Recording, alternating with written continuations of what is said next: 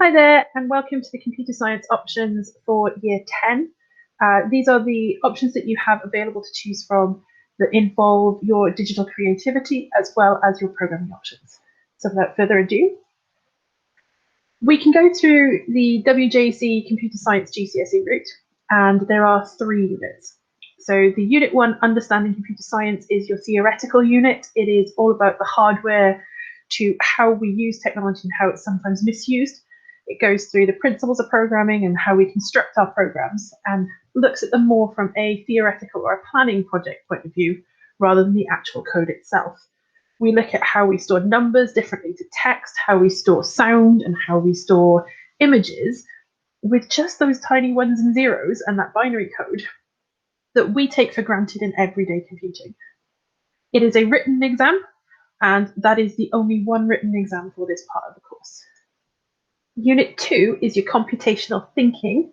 So this is where it puts together all those programming parts that you've looked at over the joys of Key Stage 3. So when we did HTML, it's covered within your Unit 2. When we looked at Python within Year 9, it's covered within the Unit 2 exam. We can look at 2 other programs. One's called Little Man Computing, and that's how our registers are actually storing data as it goes on through. And we'll look at Greenfoot as well. So if you want to take a quick sneaky peek, you can do. Unit 2 is an on-screen exam. So instead of being in the hall taking a written paper, this is a practical paper completed in the computer science route.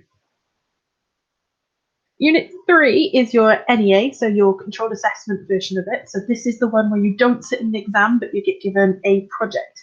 So software development, we take a look at the problem that's given to us by the exam board, and they vary year on year. So I can't even give you a hint as to what would come up next year. We're looking at the fact that you've got to analyze what that specification says, so what the scenario is for it.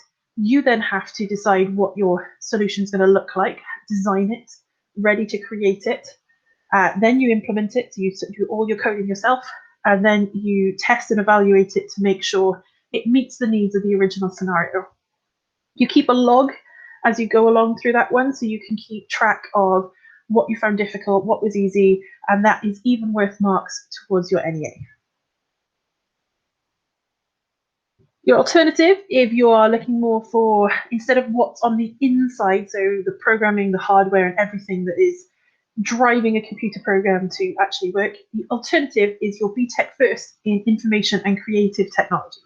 So that's using programs that already exist in order to get them to do something that we want to or solve a problem. Now, these skills can be used throughout everyday life as well as in the office and the business environment. So, good news is there's only one exam. So the Unit 1, the online world, excuse me, that's your only paper, and it is an on-screen exam, so it's not in the hall. This is one where you sit down, you get given half the papers, approximately multiple choice or state style of questions, where it could be anything of selecting and choosing a strong password all the way through to describing why certain types of network are brilliant in certain situations.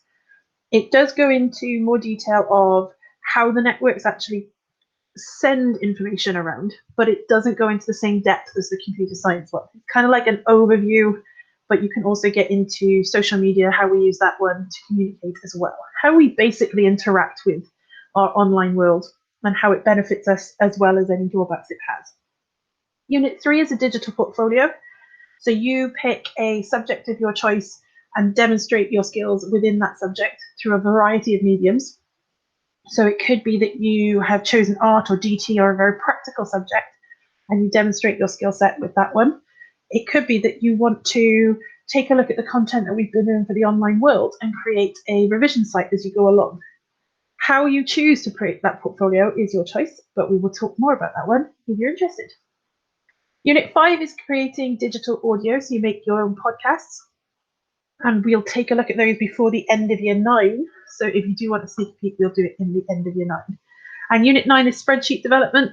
Like it or not, we're going to have to work with numbers and tables at some way, stage, or form.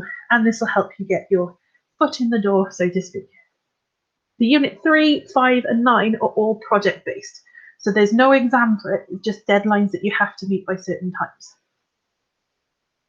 Okay, so there are your computer science options at year 10. Please feel free to email me if you have any questions, and have a good day.